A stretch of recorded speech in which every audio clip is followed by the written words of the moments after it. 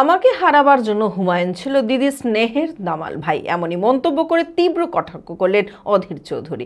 শুক্রবার সাংবাদিক বৈঠকে জেলা কংগ্রেস কার্যালয়ে সাংবাদিক বৈঠকে বিধায়ক হুমায়ুন কবিরের সাসপেন্ড হওয়া নিয়ে তিনি বলেন, সাম্প্রদায়িক বিভাজন তৈরি করে নির্বাচনী লাভ নিতে আমাকে হারানোর জন্য দিদি হুমায়ুনকে খুব খাতির করতেন। তখন দিদি তার বিরুদ্ধে মুখ খোলেননি। মানসিক স্বাস্থ্যের জন্য সবার আগে যে নামটি মনে ভেসে ওঠে, সুস্থ মনের ঠিকানা মনোবীক্ষণ। যোগাযোগ নাম্বার 7477799513। তাকে দিয়ে যখন দাঙ্গা করেছিলেন আমাকে হারানোর জন্য, তখন তো হুমায়ুন আপনার স্নেহের ভাই ছিল। তখন আপনি হুমায়ুনকে খুবই খাতির করতেন। তখন আপনি এইসব মস্তানদেরকে বলতেন তারা শক্তিশালী, দামাল ছেলে।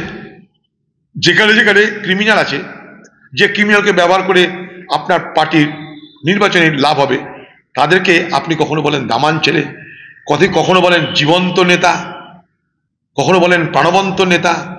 এই হুমায়ুন কবির আপনার তো দামাল ছেলে ছিল। দাঙ্গা করাতে পারে, হিন্দু মুসলমানের ভোট বিভাজন করাতে পারে। দিদির তখন প্রয়োজন ছিল, দাঙ্গা করালো। দিদি একটাও তার বিরুদ্ধে বলেননি এটা ঠিক হলো না।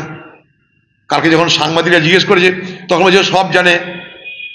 পিসি অভিষেক মানে তার ভাই পোকাবাবু নাকি তাকে জিজ্ঞেস করেছিল কেন দাঙ্গা হলো, বলছে তোমার পিসিকে জিজ্ঞেস করবে। পিসি যে কি জিনিস বাংলা মানুষ ধীরে ধীরে বুঝবে।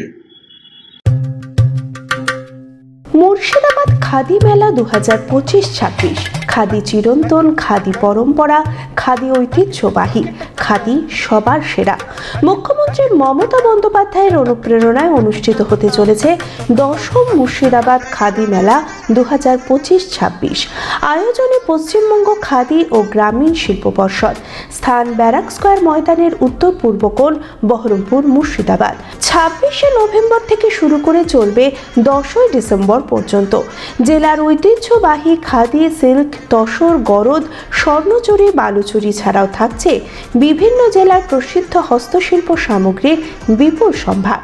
বাচ্চাদের জন্য খেলাধুলার ব্যবস্থা, প্রতিদিন সন্ধ্যায় সাংস্কৃতিক অনুষ্ঠান, প্রবেশ অবাধ।